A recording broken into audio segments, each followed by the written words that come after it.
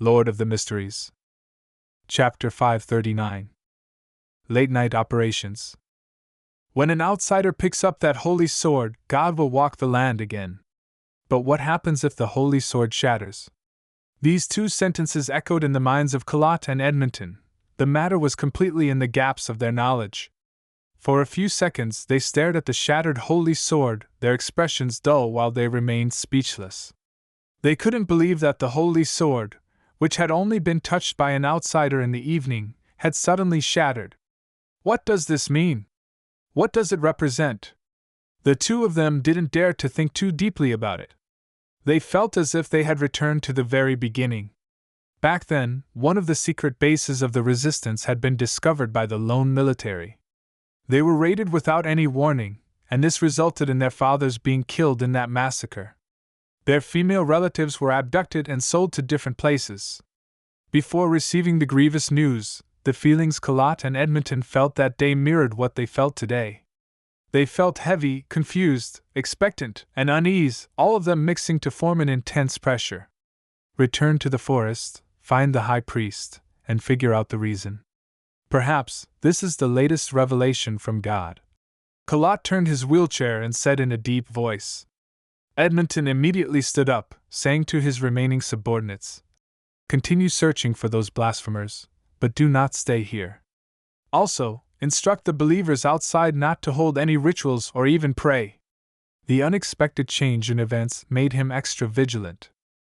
By him, in the corner of the street where the Cathedral of Waves was located, holding a stack of white folded paper, Danitz turned his head to the side, feeling a mix of nervousness, worry, and puzzlement.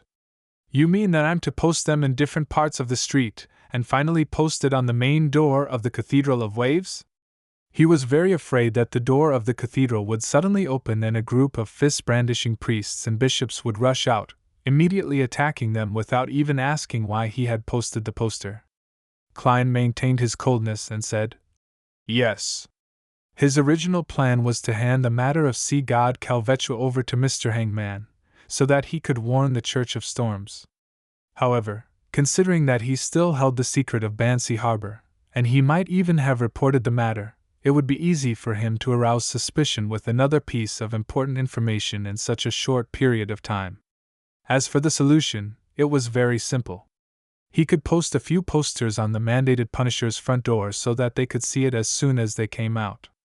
There was a small problem with Klein's plan. He couldn't tell which of the shops around the Cathedral of Waves was the cover identity of the mandated Punishers. All he could do was make Danitz work a little harder and stick the posters everywhere in prominent spots, including, but not limited to, the front door of the Cathedral of Waves. I should have run away earlier. Why would I think that this fellow had saved my life? Perhaps I would have been converted into gold pounds if he were any other powerful adventurer.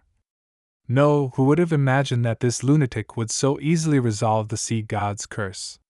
Fleeing might put me in an even worse state. While lamenting inwardly, Danitz unrolled the pile of white paper and casually glanced at the content. After Letitia Dolera and company entered and left the sea god's ruin in Siameme Island, they were pursued by the resistance. Meanwhile, Colott and the resistance were trying to sell a strange bone sword that looked a little bent. Sea god Calvetua's body is on the brink of collapse with an extremely deranged mental state. Danitz froze for 2 seconds, then he subconsciously glanced at Gehrman Sparrow. "I can understand the first few statements, but why is there a mention of sea god Calvetua being on the brink of collapse and in an extremely deranged mental state? How does Gehrman Sparrow know? Did he discover a problem when he was dealing with the sea god's curse? And how did he deal with the sea god's curse? The organization behind him is more powerful than I thought.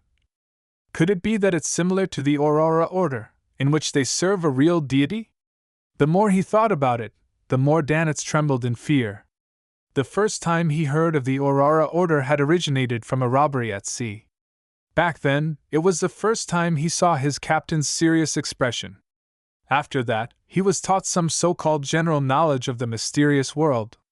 Klein responded to Danitz with an emotionless gaze. In the poster, he had eliminated any subjective assumptions, and he had only described the matters that could be confirmed with certainty, so as to not interfere with the judgment of the higher-ups in the Church of Storms. Among them, the content regarding an important item that Letitia and company had taken away was excluded. The lost temple was changed to a broader and more inclusive sea god ruin. The base was obviously abandoned by Kalat and the others after realizing that something had happened to the sea god, so it was also left unmentioned. Danitz suddenly retracted his gaze, afraid to look any further. Captain said that the more secrets someone has, the more dangerous they are. He thought for a while and worriedly said, "If we stick it on the front door of the cathedral, it will definitely garner immense attention from the Church of Storms. Will they discover that I was the one who did it?" Klein gave a terse answer. "Yes." Danitz forced a smile and said, "Then wouldn't I be in grave danger?" Klein used his clown ability to control his expression and calmly replied, "You are already a pirate who has a bounty for your head. Do you think you can swagger down the main streets of Byam now?" Klein lampooned inwardly. "That's true. No matter what, they will still capture me and claim my bounty." "No, there's something wrong with that," Danitz blurted out. "But my bounty will increase." Klein looked at him, but he didn't say anything. All he did was grin a little. For a moment, Danitz thought he heard a rhetorical question. "Isn't this a good thing? A good thing for a donkey to kick?" With a dry chuckle, Danitz took the pile of posters and, taking advantage of the heavy winds and late night, posted them in a prominent spot on the street near the Cathedral of Waves. "It really looks like posting a small advertisement." Klein, who had one hand in his pocket, observed from afar and commented inwardly. He sighed and thought, "It's good to have an assistant. At least I don't have to do something that tarnishes my reputation. If I were in Tingen or Backlund, if something like that had happened, the scene was too beautiful to imagine."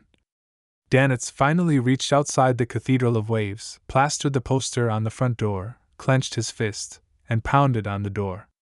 After finishing all of this, he turned around and ran, as if there were 10 mandated punishers running after him from behind. Klein didn't dare to be negligent.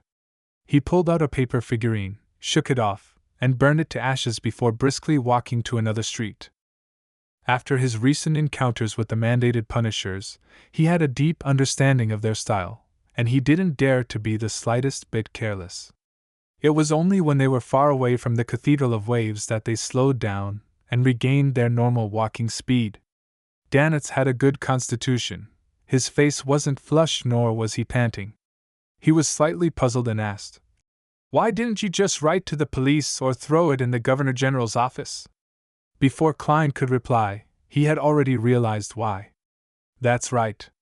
The lower-ranking police and the staff of the Governor General's office are locals.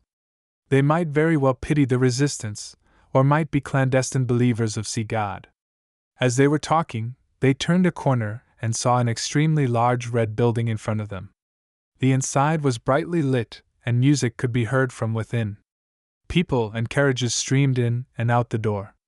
It didn't exude any vibes that it was late at night. "Ha, we actually ended up walking here." After a second of hesitation, a smile appeared on Danitz's face, a smile that all men understood. "Red Theater?" Klein, who was rich in theoretical knowledge, suddenly came to a realization. Danitz laughed mischievously. "This is one of the most famous places in the entire Sonia Sea. There are mysterious and flirtatious Balam girls, passionate Fainapotter girls, open and alluring Intis maidens, tall and graceful face-sack ladies, conservative and quiet lone women, gentle and docile natives. This fellow knows a lot. He comes often?" Klein swept a glance at Blazing and said nothing. For some reason, Danitz felt as though he had been seen through, and he immediately laughed awkwardly. "This is what pirates talk about when bragging. I've only been here a few times. I didn't have much money in the past. I could only find some average ones, and it's mainly in the area of the Fog Sea. Afterward, I joined the Golden Dream. No wonder. Although Vice Admiral Iceberg's men receive quite good employment perks and often get to share in the treasure, it's still quite difficult to save up a few houses in Byam. Compared to the typical pirate, this guy at least knows temperance and saves his money." Klein thought in enlightenment. Danitz didn't wish to continue on the topic as he changed the topic. There are a lot of street girls in Byam, especially there. He pointed into the distance and said, "There was once a pirate who did an experiment. He randomly knocked on a family's door, produced some money, and requested to do it with the mistress once. In the end, 3 to 4 families out of the 10 agreed. TSK, if it's someone like you, who has the standard lone look, almost no one will refuse you. They might secretly hide their daughters to prevent you from discovering her. Heh, Lone's Navy would commit many murders and rapes here every year. They aren't any better than the pirates. But they would only be sent back to the country, and pay some small fines." Klein listened quietly, and he suddenly thought back to the evening when the believers of the sea god were praying around the pool. He thought back to their feverish and numb faces. Backlund, within the Odora family's villa. Emlyn White, who had taken the initiative to expose certain problems about himself, nervously followed Cosme underground. He once again arrived in the grey stone hall where the black iron coffin was kept. "Esteemed Lord Nibs, why have you summoned me?" Although Emlyn had rehearsed this scene in his mind dozens of times, he still couldn't completely remove the tension and apprehension in his heart. In this state, he suddenly understood a problem. From the viewpoint of theater studies, the role he was acting as should hide his worries and fears. There's no need for any special concealment. I did well. Emlyn was suddenly much calmer. A deep, aged voice sounded from the coffin that was covered with symbols and magic labels. "To reward you. For the ancestor, you risked your life to pray to the fool. Although you didn't receive a response, you bore an enormous risk. This is an act that needs to be rewarded. Here is an acceptance draft for £7,000, a reward for you. I didn't give it to you in a timely fashion due to the great smog of Backlund, but it's never too late. At the same time, you must always be aware of yourself and not relax. If anything abnormal happens, immediately inform Cosme." He really gave me money. Emlyn almost forgot to close his mouth.